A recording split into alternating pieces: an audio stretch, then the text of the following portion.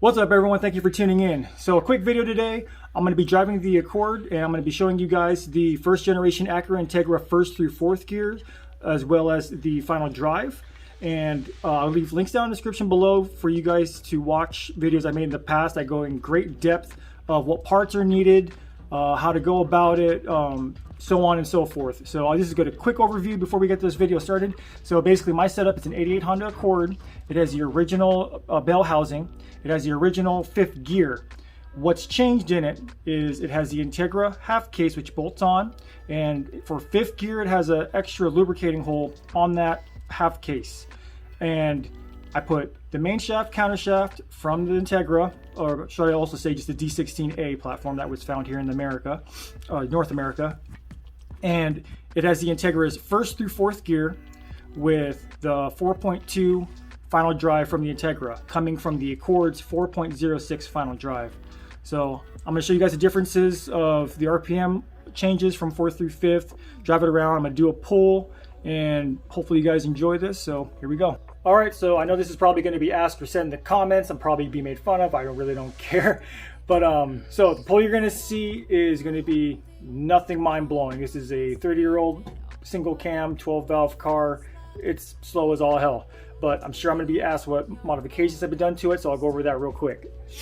So nothing's changed really much if you guys have been following the channel. Modified B16A2 intake manifold, a 2.5 or 3-inch eBay cold air intake that I cut up that was meant for a 90 to 93 DA Acura Integra. Somewhat of a custom air box I made.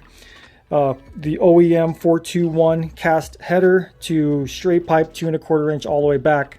OBD1, special shout out to Brandon for making the distributor plate as well as modifying a non-VTEC B18 LS distributor to make that work, as well as all the necessary hardware.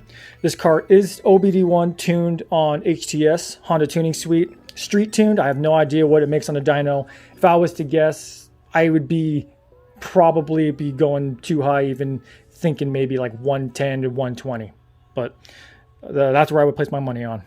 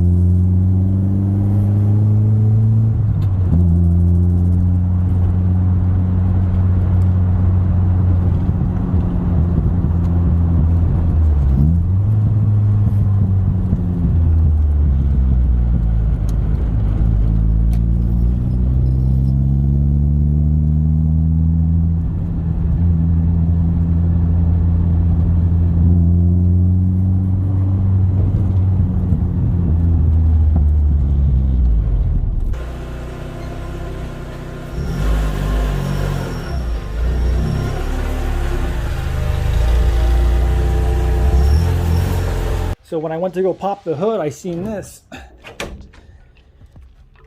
The radiator moved. Thankfully no leaks from what I seen. I don't think there's any damage to it. I'm pretty sure it was just held on by this one mount up top here and the radiator hoses, but that's crazy. After all these years having this radiator in 2 different Accords, this is the first time it's actually like popped loose. But I mean, hey, it was never meant for this car, right? So probably do a temporary permanent solution. Well, actually, you know what? I think it did shoot coolant somewhere because I don't know where that's from. Oh yeah, definitely. All right, time to investigate. Well, thankfully it didn't overheat or nothing, so hopefully it's something minor.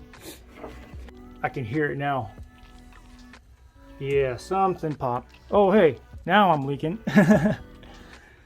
Let's see what's going on here. Well, hey, at least this decided to happen here than on the road.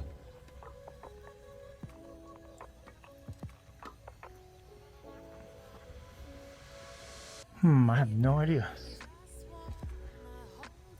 Huh, maybe one of those send and return heater hose lines, which is crazy because I replaced those already. Oh, there it is.